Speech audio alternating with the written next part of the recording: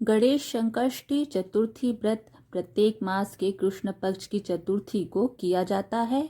मार्गशीर्ष यानी अगहन मास के कृष्ण पक्ष की चतुर्थी को किया जाने वाला व्रत मार्गशीर्ष यानी अगहन संकष्टी गणेश चतुर्थी व्रत कहलाता है। इस तिथि को गजानन गणेश जी की पूजा की जाती है। भविष्य पुराण में कहा गया है कि जब मन संकटों से घिरा महसूस करे तो गणेश चतुर्थी का व्रत करे। इससे कष्ट दूर होते हैं और धर्म, अर्थ, मोक्ष, विद्या, धन व आरोग्य की प्राप्ति होती है। तो आइए आज हम गणेश संकष्टी चतुर्थी व्रत की कथा को सुनाते हैं।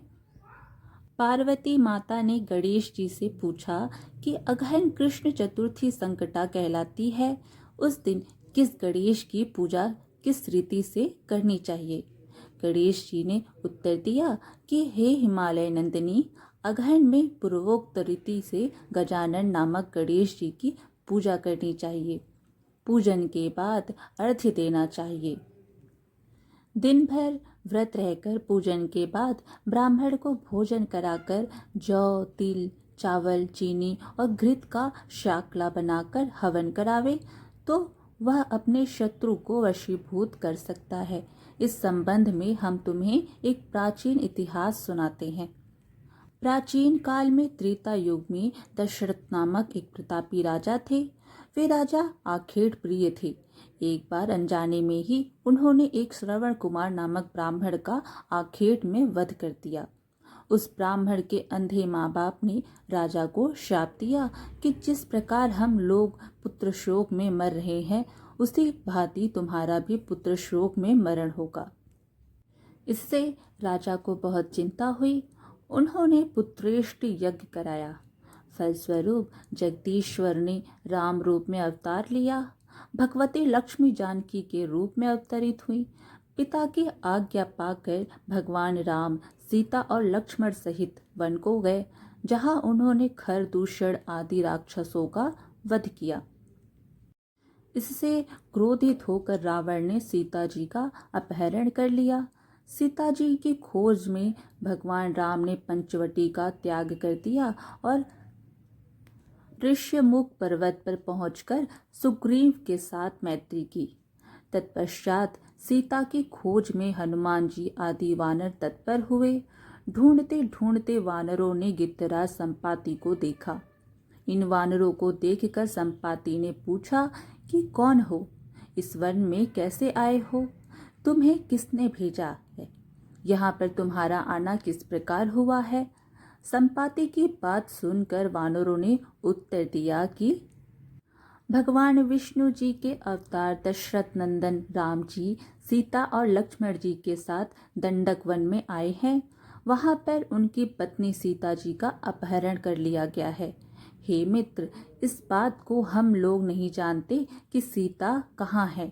उनकी बात सुनकर संपाति ने कहा कि तुम सब रामचंद्र के सेवक होने के नाते हमारे मित्र हो।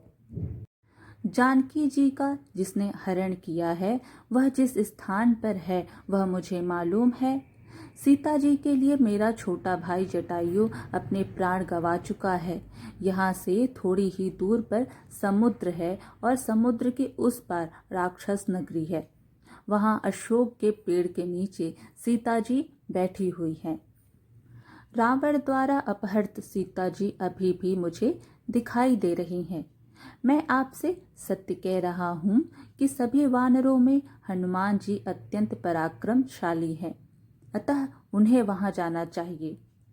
केवल हनुमान जी ही अपने पराक्रम से समुद्र लांघ सकते हैं, अन्य कोई भी इस कार्य में समर्थ नहीं है। संपाति की बात सुनकर हनुमान जी ने पूछा कि हे संपाति, इस विशाल समुद्र को मैं किस प्रकार पार कर सकता हूँ। जब हमारे सब वानर उस पार जाने में असमर्थ हैं, तो मैं ही अकेला कैसे पार जा सकता हूँ। हनुमान जी की बात सुनकर संपाति ने उत्तर दिया कि हे मित्र, आप संकटनाशक गणेश चतुर्थी का व्रत कीजिए। उस व्रत के प्रभाव से आप समुद्र को क्षण भर में पार कर लेंगे। संपाति के आदेश से संकट चतुर्थी के उत्तम व्रत को हनुमान जी ने किया हे देवी, इसके प्रभाव से हनुमान जी क्षण भर में समुद्र को लांघ गए। इस लोक में इसके समान सुखदायक कोई दूसरा व्रत नहीं है। श्री कृष्ण जी कहते हैं कि महाराज युधिष्ठिर, आप भी इस व्रत को कीजिए।